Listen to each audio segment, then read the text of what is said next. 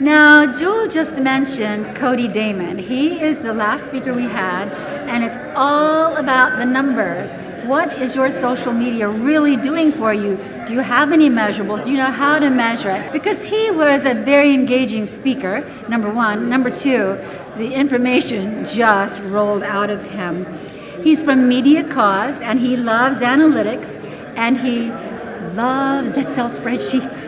So he has 2 questions for every client when they come to him to say, how is my social media doing? What's it doing for me? Am I getting anything as a result of spending money and time on the people I've hired to take care of it and all the time they spend on it?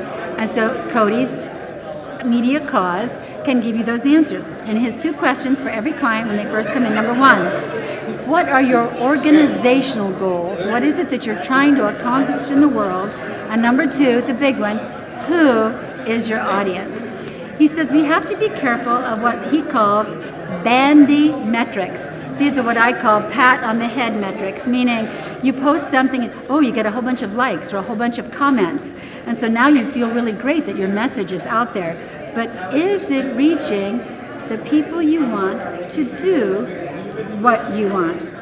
He says Facebook gives you really, really good data at Facebook Insights. And as we saw, 2/3 of you out there are using Facebook Insight. He says people are 2 times more likely to click on a photo than a link. And he says that Facebook Insights can tell you the average reach of a link, meaning what will people do as a result of clicking there. He says that there is a button at the bottom of the Facebook screen, and it's called Export. And he asked us in our room here, how many of us have ever clicked on that button? Nobody raised a hand. So you click on the Export button for us and tell us what you found. He says you really get a lot deeper insight into what your measurables are. The most important thing is to shift your organization from what he calls an organization-centric message strategy, meaning something about us, this is what we do, this is who we are, to a user-centric strategy. He showed that one of the greatest responses that he got from working with a bird society was a request for owl sounds, so you could tell the difference between different kinds of owls. So they would have never known that, what it was one of their biggest hits, had they not used his analytics. And then what can you do with his data?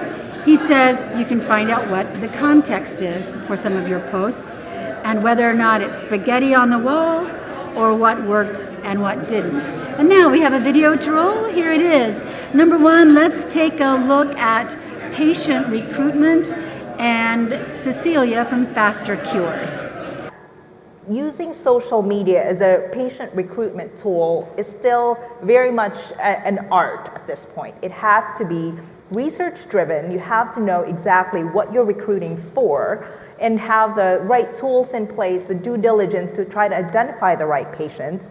It also has to really be a thoughtful strategy. To your point about, it's so easy to put out a 140 character tweet out there, but really being very strategic. I think, the saying goes, if I had more time, I would give you a shorter answer.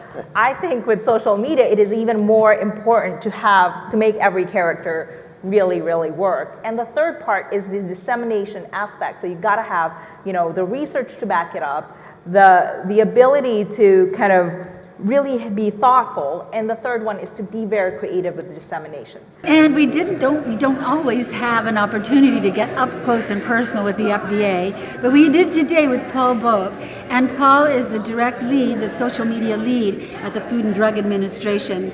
And so he talked about building communities to talk to the FDA. He doesn't want to just build a community that they can talk to, but building communities that will actually feed them information. Let's take a look.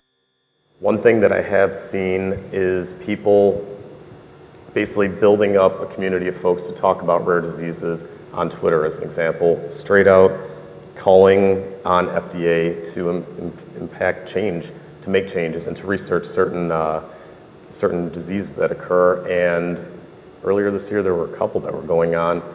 After a while, the material keeps on getting to the leadership at FDA, sure enough, what happens, they respond and they start working with the people to try to get that particular disease looked into and more drugs approved for that particular case, because there are some times where there's case-by-case basis, and that was an example where it actually worked by people using that, you said communities, it's families, everybody participating.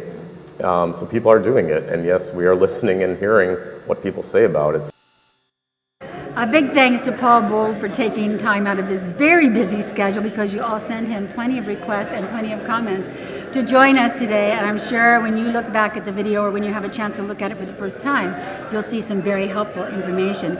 Next, we have Mike Ritchie, and as you know, he is the social media person in Speaker John Boehner's office. And he said something that really kind of moved us.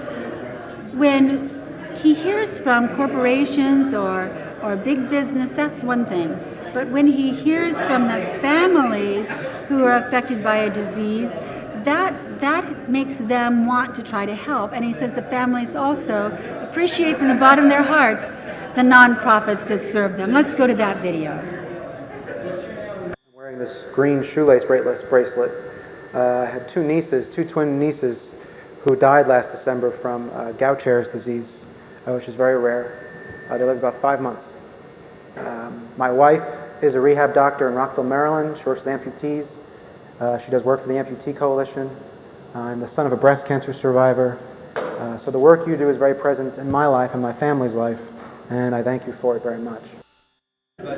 As I just mentioned a minute ago, Mike Ritchie talked about how the humane posts, the lighthearted posts, the ones that humanize people on the staff or people on the Hill, those are the ones that get the most posts. Here's how he described that in his own words. Let's go to that video.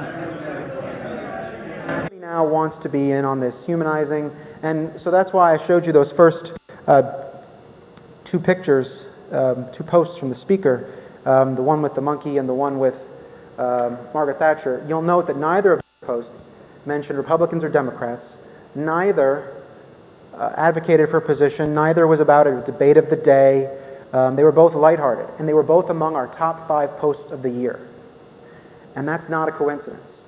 Every month, about 80% of our top posts are positive. We kind of stumbled upon this when we started to up our positive content. We realized that we were reaching more people this way.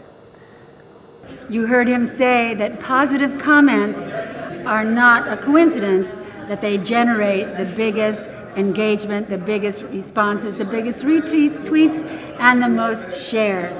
So think about that when you're posting from your organization.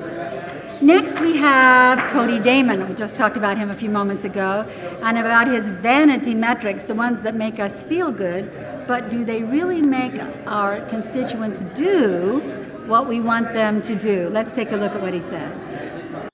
So what are they? What's a vanity metric? A vanity metric, how I would frame it, is that piece of data that makes you feel warm and fuzzy about the amount of time or money you spent into something, but it really doesn't help you understand how you got to whatever that goal was you defined, right? So it may look good to a board to say, hey, we've got 10,000 new followers on our Facebook and Twitter.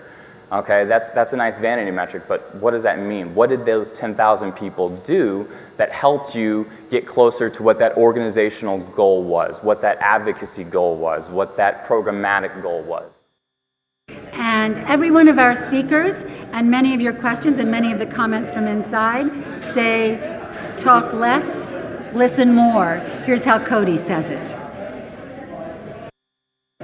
Organization from this organization-centric communication model, and I'm going to flush this out, to a user-centric communication model. So this is that difference between listening and talking. It's the difference between broadcasting and engaging.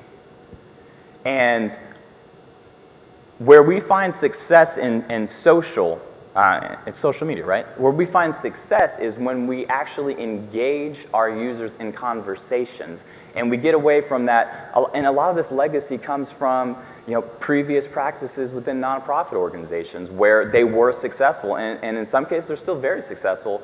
And I'm alluding to direct mail, right? We had a model where we would create something, and we would send it out. We had our list and we would send it out and they would engage with that content, but they're purely listening and we're purely broadcasting.